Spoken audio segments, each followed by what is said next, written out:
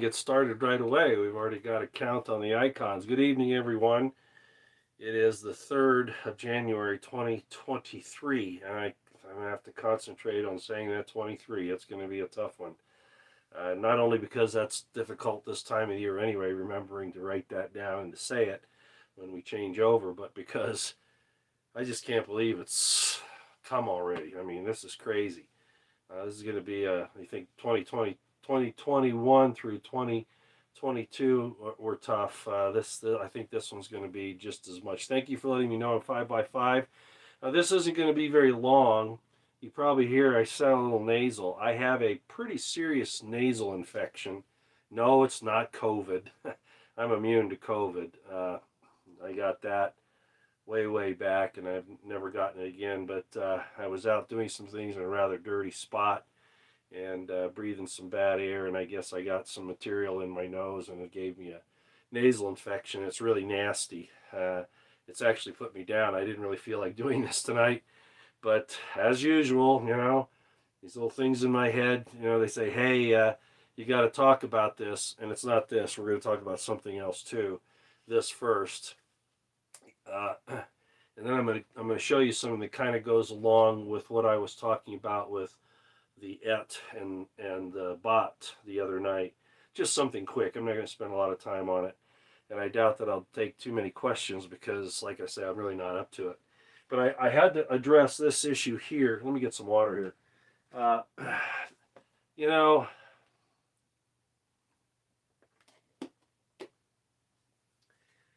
I've given a lot of credit to the Russians and the Russian army, as has Colonel Douglas Macgregor, former Marine Lieutenant Colonel Scott Ritter, and some others. Not along with the hogwash that people like General Keane and General Petraeus spit out, which makes me disgusted.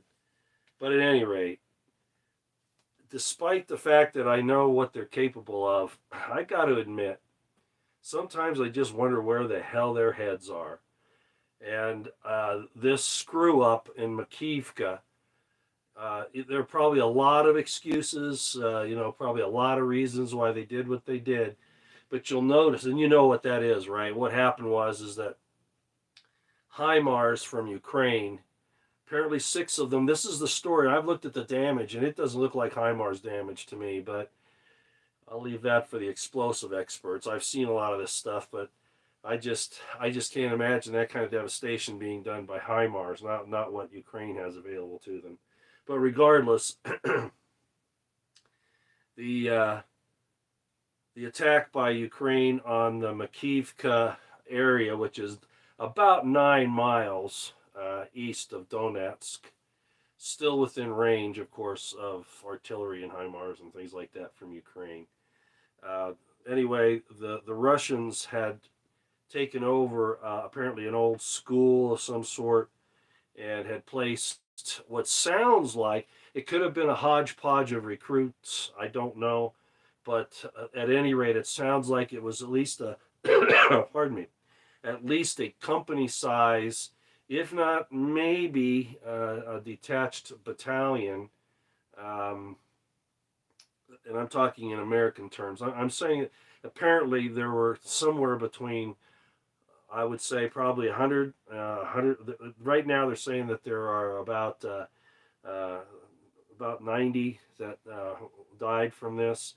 Of course, then you have the wounded and those they haven't found yet and things like that. So anyway, I've heard different numbers, but I'm going to figure that the number is probably going to end up, as far as how many troops were there, is probably going to be in the neighborhood of 200 or so. That's inexcusable.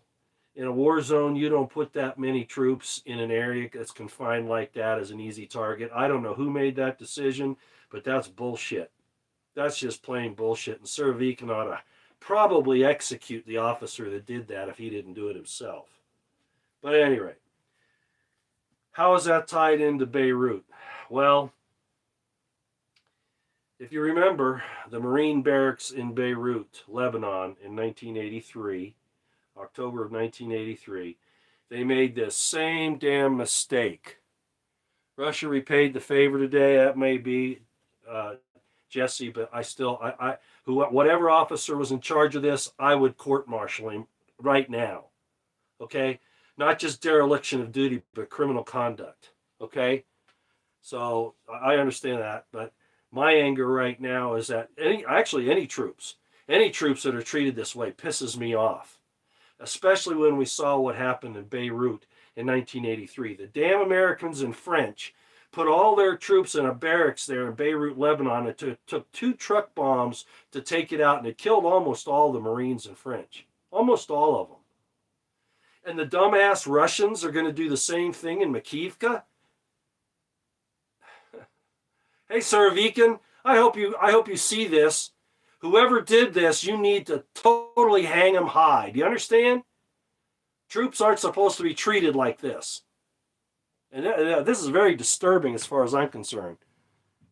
Russia's going to hang the commanders? Yeah. And I'm all for it. All for it. A damn lieutenant colonel wouldn't make that damn mistake. But these goddamn generals sure do. And they're not mistakes most of the time. They're just freaking lazy. Yeah, and if this had happened to Ukrainian soldiers, I'd feel the same way. Okay? It doesn't matter. You don't do this kind of stuff. It's a freaking war zone. And you stick all those people in one building? Are you out of your freaking mind? I don't care if you think it was, back 9 miles from Donetsk. Donetsk has been getting hit every day since 2014. It wouldn't take much to go the extra 9 miles. So yeah, I'm really upset about it. Because it's exactly Beirut 2.0. It's exactly what it is. Yeah, apparently they didn't use truck bombs. They used HIMARS or whatever. But the concept is the same. You separate your troops. The most that they should have lost in a situation like that was, a couple dozen at the most if they had done this right. Yeah, I know there's an ammo dump there too. But anyway, this is just crazy. I don't know all the details, but all I'm saying is, and if they hit the ammo dump, I still don't know. I don't know how close it was to the building. I could see secondary damage, but I mean that thing was powdered. It was basically put into powder. Don't put all your eggs in one basket. Exactly, Walter. I mean, that's just the fundamental of military operations, and it just boggles my mind. It absolutely boggles my mind. So at any rate, I'm not certain that actually it was HIMARS. I know the Russians are saying that it was USA-made HIMARS, and I'm not saying the USA isn't really involved in this fight. I mean, we're at war with Russia, through a proxy, but we're still there. We're still there. If you remember in World War I, you had the Bismarck or the Lusitania? I forget which one was crossing the Atlantic, and the Germans told the Americans, don't do this because we know that you're resupplying our enemy, and they blew the ship up. I think the same thing happened to both ships, Bismarck and Bismarck was German, but anyway, Lusitania, that is what it was. Yeah, I mean, if we're supplying arms to one side, we're in the war. And frankly, I wouldn't blame Russia right now if they just unleashed hell. As a matter of fact, when this whole thing started, if a lot of you remember, and I'm looking at this from a military standpoint, okay? I'm not really for either side, although I do think Russia got a bum end of the deal here. They've been suckered into this. But out of necessity, okay, because I understand the history. But as you can tell, I'm beside myself because I just can't believe they'd make a mistake like this. Maybe it wasn't a mistake.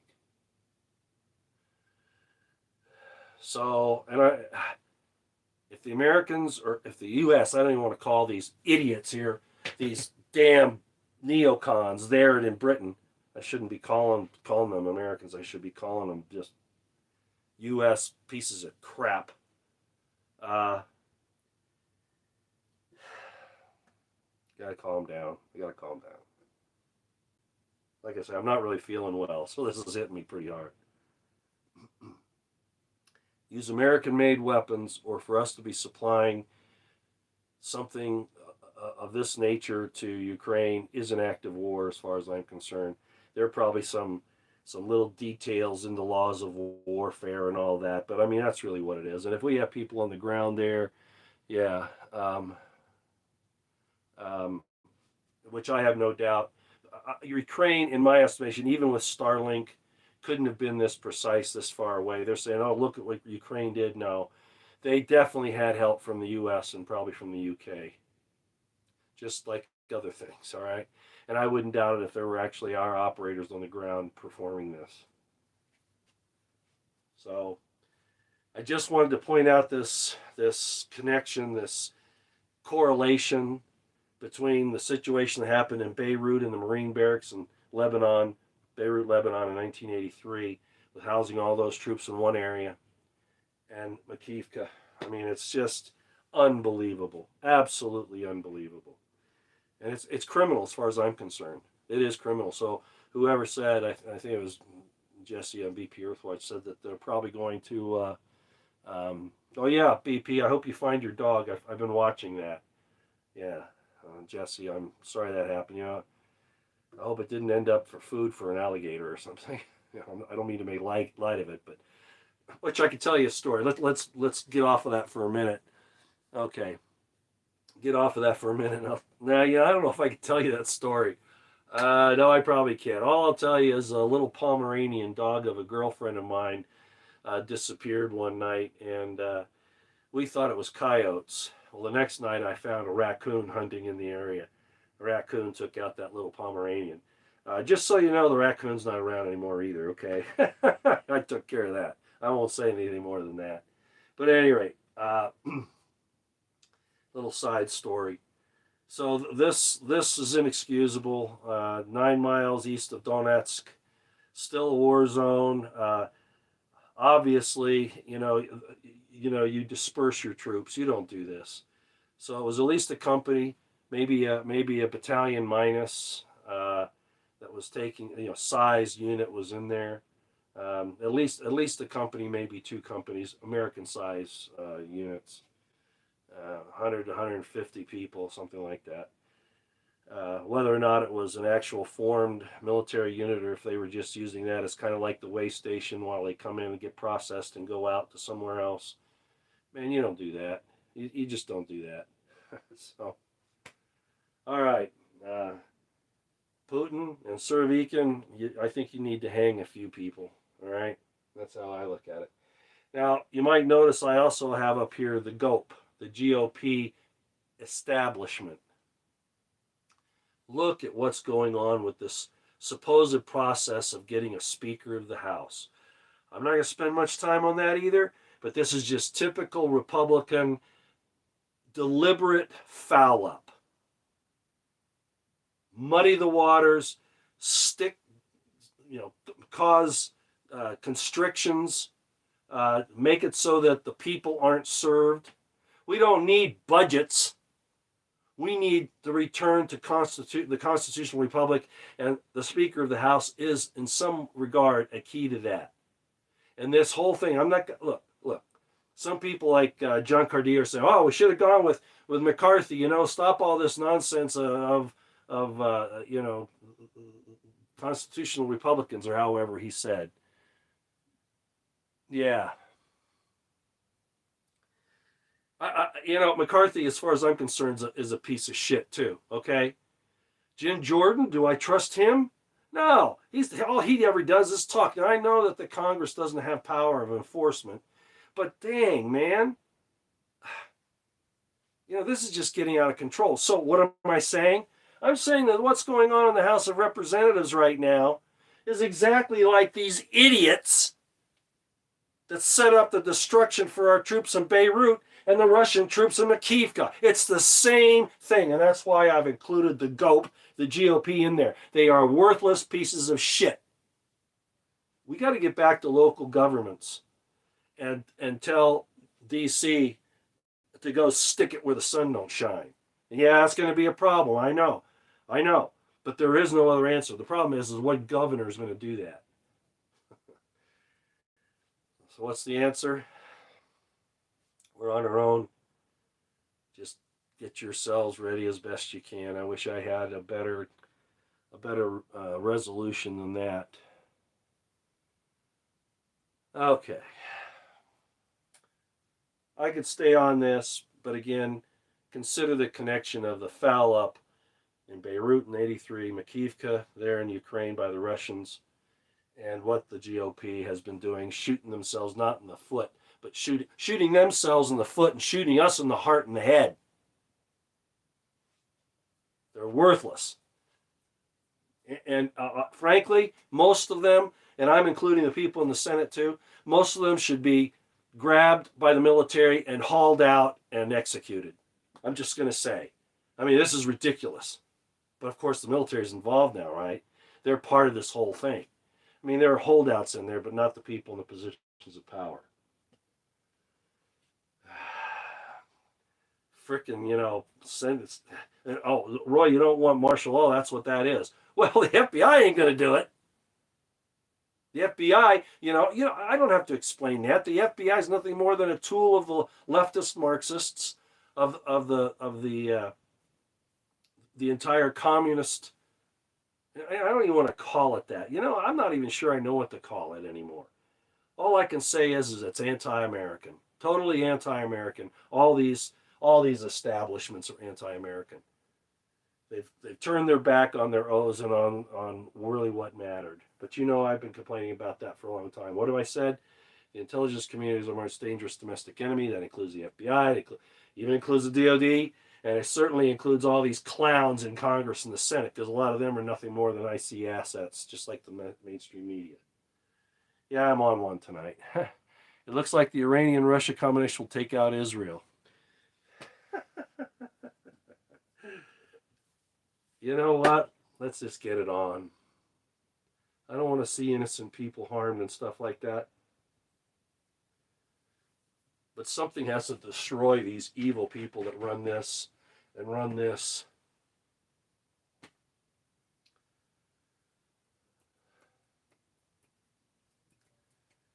We keep pointing fingers at all these other countries about how bad dictatorships and all that they are.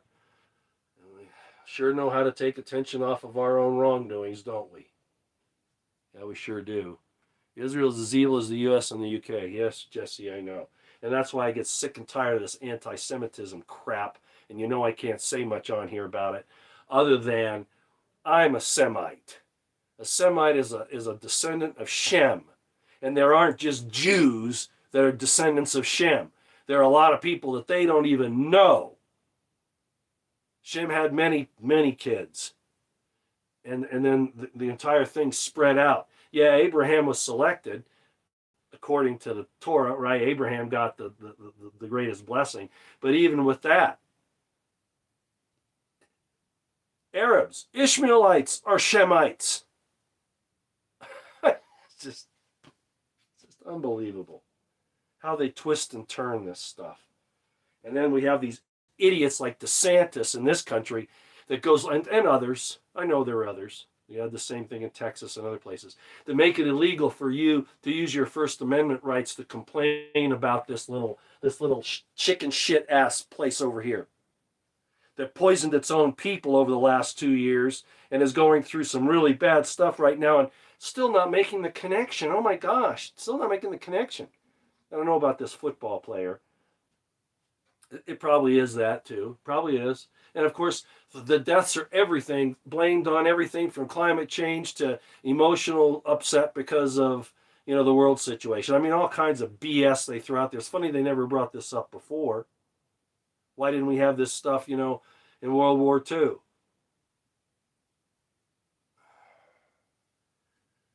When government talks, when they open their mouths, they lie. And that includes all of their surrogate supporters. I'm going to leave this up here. I've been drying these out. I haven't been using them enough, and I went to grab one tonight. The other night, didn't want to write. And then I grabbed a new one tonight, and it didn't write. I don't know how long this one will hold up. Okay, let me switch gears here. For those of you who want a little further explanation, I wanted to do this, and I'm going to try to draw it bigger tonight. I talked about the Aleph Tav and the bait. or the bat, the word for daughter in Hebrew, the beit tav. And I was showing you some things. I just want to clarify a couple things. Okay, let's put those up here, and let me show you what we're doing here. And I'm just going to concentrate. Well, I'll do the Aleph Tav too. Okay, because I'm going to talk about that in a minute again here. Okay, and you've got the bait here. The bot, I mean, that's Aleph Tav, or Alpha and Omega, right? I said the other night. Bot is the word for daughter. And I was trying to explain this, and I had some people ask me some questions, so I thought I better cover it again. This doesn't mean beginning and end. This means without beginning and without end. This one right here. Without beginning and without end. That's what that means. How do I know that? Because it's a circle, and wherever you put a point on there, if you all can see this, that point is the Aleph and the Tav.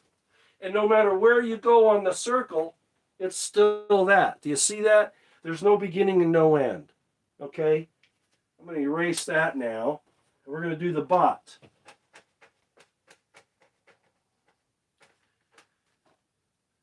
We can use a circle or a line. I'm going to use a circle first, because that is Middle Eastern thought. Okay? In this case, you'd have a bot. You'd have a bait here, right? Right? But the tav, let's say it's going clockwise, the tav stops short of the bait. So there's an actual beginning and end on that. Or you can do a line, and this, right? This line here, and I'm going to do it from right to, I'll do it from left to right, because that's what you're used to. You put the bait here and the tav here. Now, again, it would normally go from right to left in Hebrew, but that's just to show you. So you have a beginning and end. So that's more of a linear idea, or in a circle it would stop short. It's not the same point. Okay, so that's what I was trying to get across the other night, and apparently it slipped by some people. Now I also want to clarify what the bot and the bain mean. So remember, the word for sun is bain, beit nun. I explained that the other night. And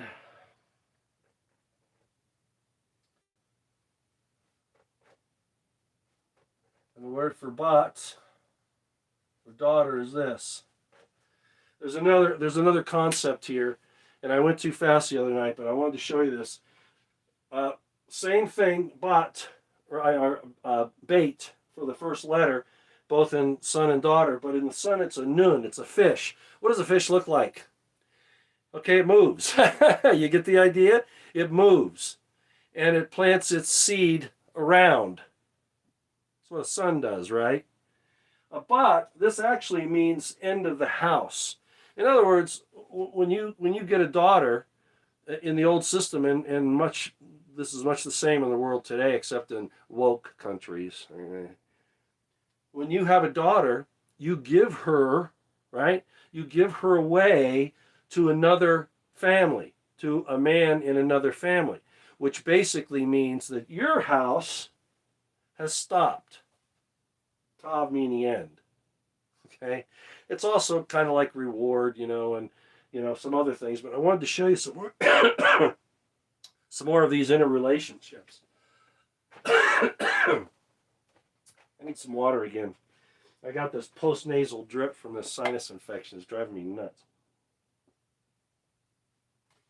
Okay. Now, I've got to do one more thing. So this is kind of a combination of a spiritual discussion and my ranting and raving about this ridiculous thing going on in D.C. with the speaker and with them screwing up our elections. They can't get anything right. And how it goes along with those idiots in Beirut and Makiivka that caused so many soldiers to lose their lives or to be maimed. Either side. If this happened to Ukrainians, I'd be upset. Just negligence on the part of the commanders. Now, I've told you a lot about Hebrew notarikon, that's separating the words. A lot of people are asking me how do you spell that so you can look it up. Let me put this up here so you can see it. Notarikon, that's taking the word, all right, and dividing it, and dividing it up by its letters, and then seeing what the letters mean. Sort of like what I just did with Aleph Nun, or Beit Nun and Beit Tav. Then you have what's called Tamura It's also, there's a kinship technique called Thashrak, and basically those are rearranging the letters or even substituting other letters, for words, like I showed you how Isaiah did with Cyrus, king of Persia. And then there's gematria, and that's the numbers. And that's something I haven't talked much about, but I'm going to show you a correspondence tonight. Real quick. And then I'll be done because I gotta give my throat and nose a rest, okay? A lot of people really haven't gotten the concept yet of how important the Hebrew language is.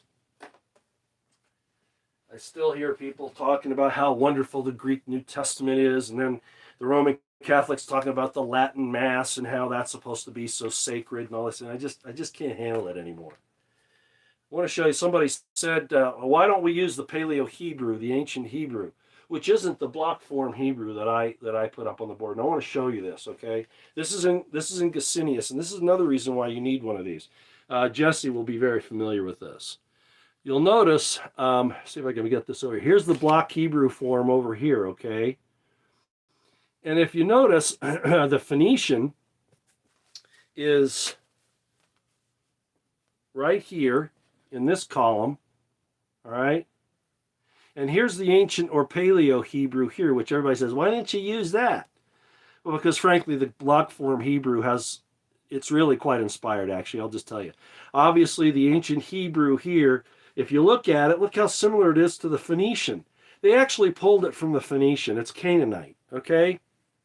So it doesn't, other than the fact that it kind of gives you some insights, and I'll admit that, the block form really has a lot more to offer.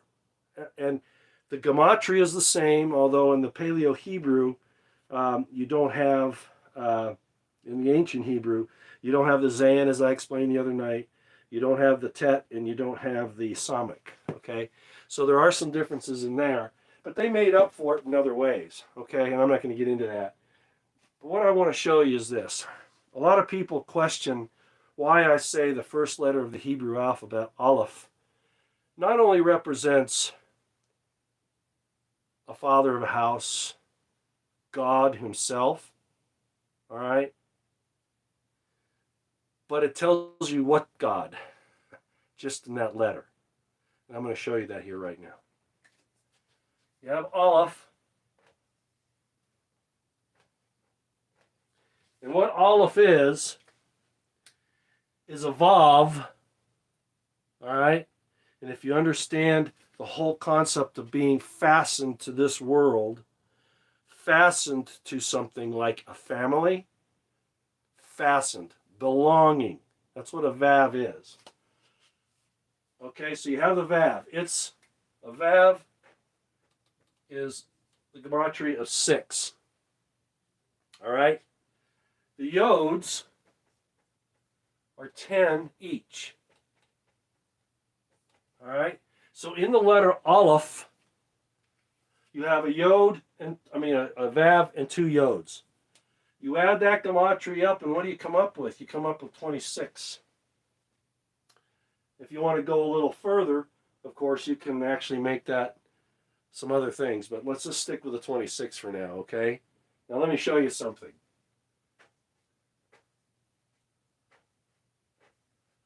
You all should recognize this from our studies, all right?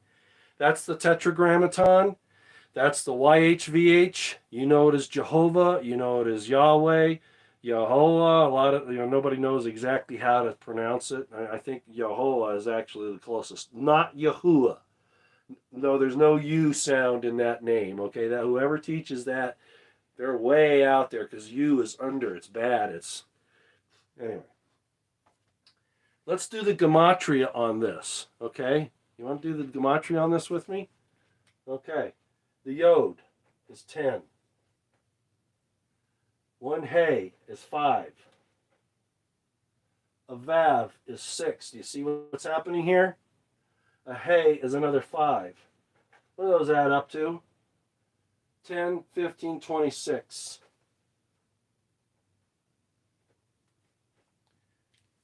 It's telling you who this Aleph really is.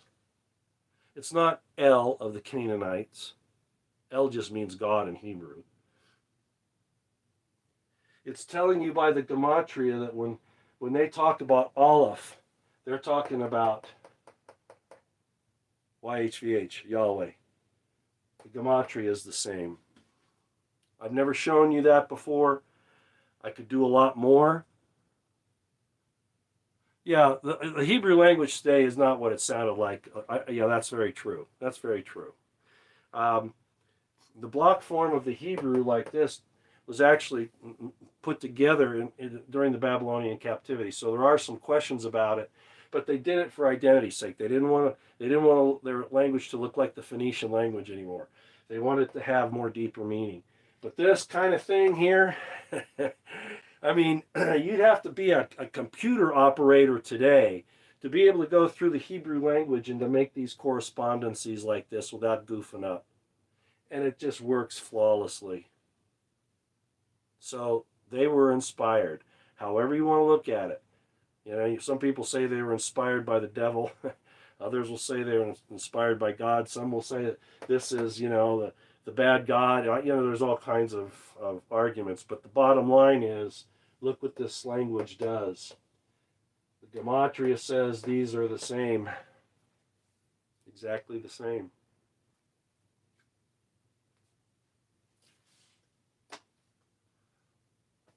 That's all I got. I don't think my voice or my nose is going to hold out.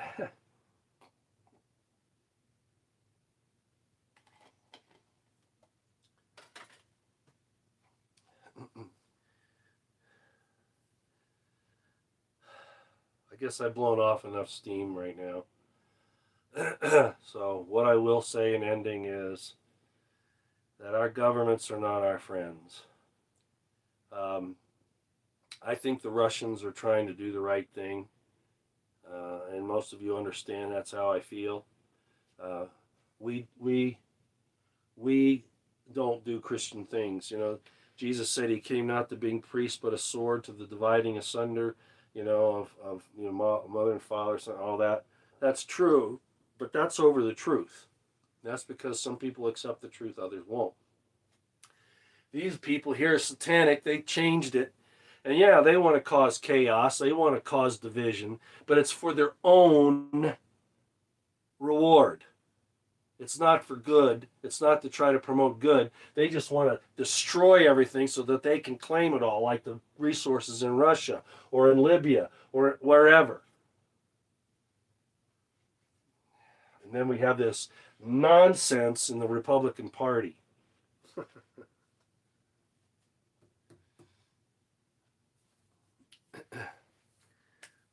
I might say one more thing. I'm kind of constrained, restrained, but I think I should probably bring it up.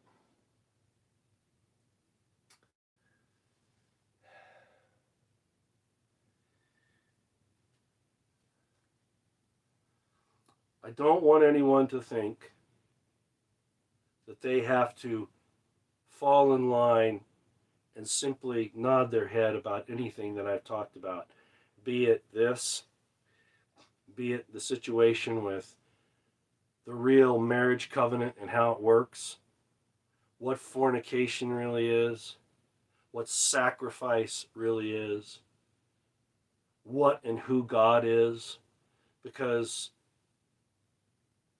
I can only bring to you concepts for you to think about. I can't cram them down your throat and say you have to receive them. You have to accept them even against your will. I'm not like that, okay? I'm not doing that. I'm saying that we've had thousands of years of lies, and that includes from the major churches. And you know that's how I am.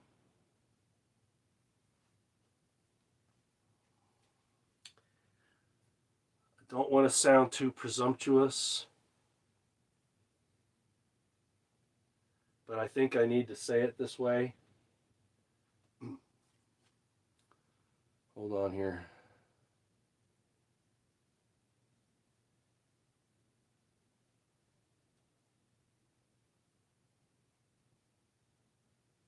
Yeah. Thank you, Jesse. Yeah, I'm very aware of the Sumerian texts. Um, we've been around for hundreds of thousands of years. Tesla was interesting in the way he said something. He said, an individual man is ephemeral, not effeminate, ephemeral, meaning mortal, temporary. But mankind as a family is eternal. And I do believe that. As a matter of fact, these two words here, when it talks about eternal life, it's really talking about living as God would live, living a life of the eternal one. But I'll just go to this point and then I'll close. Kind of finishing out the thought I just started here about me bringing these things to you. And I don't know it all. I mean, I'm not, you know, all knowing. I search for truth every day. And sometimes, I find things that I didn't know about. Other times I find, well, I wasn't quite right about this. But what I will say here tonight in ending is that if you're offended by what I say, I think you have a problem with your love of God.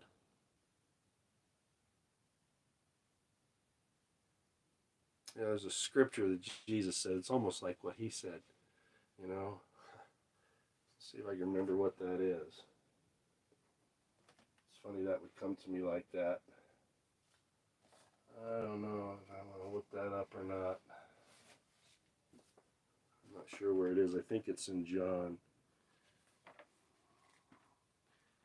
See, I do these things. I extemporaneous, right?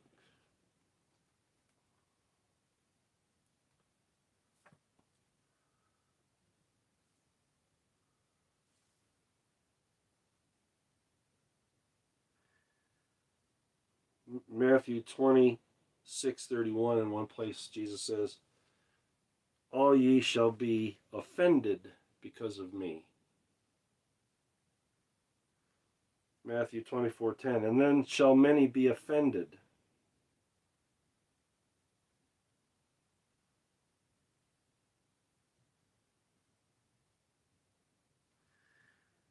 There's a lot of others. Luke 7:23. Whosoever shall not be offended in me.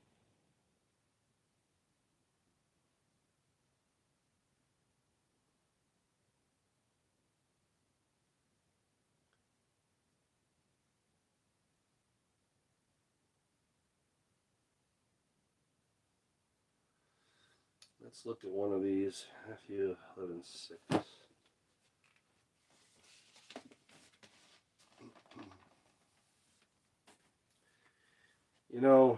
Historically, even scripturally,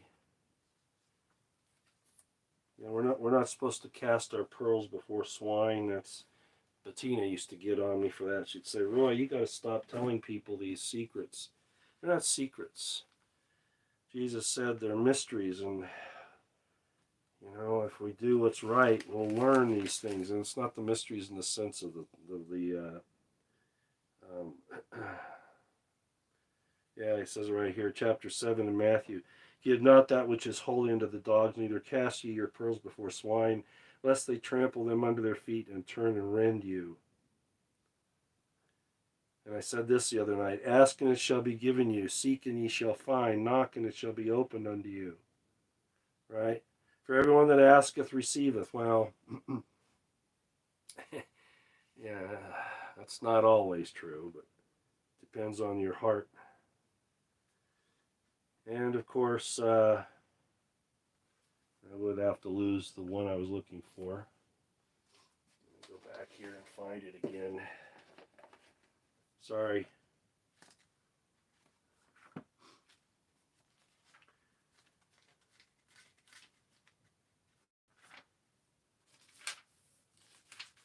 And when I read this, I'm not just reading it, okay?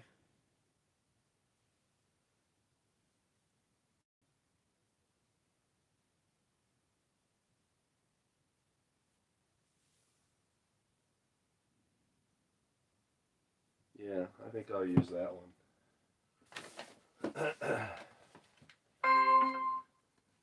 Matthew 11:6. It's funny I turned to that where I talked about the swine. I mentioned it the other night and some other things. 11:6, Matthew 11:6. Okay, and I'm going to leave this with you and I'm done tonight. Okay, Matthew 11:6. And blessed is he whosoever shall not be offended in me. Don't go start picking up rocks and hurling them. All right. Okay, I'm out of here. Showing you some other things tonight. Eyes are watering from my nose here. Your eyes on the horizon, your ears to the ground, situational awareness on high. Prep, pray, stay out of the way. And for what it's worth, even though they won't listen, be a thorn in the side of your politicians.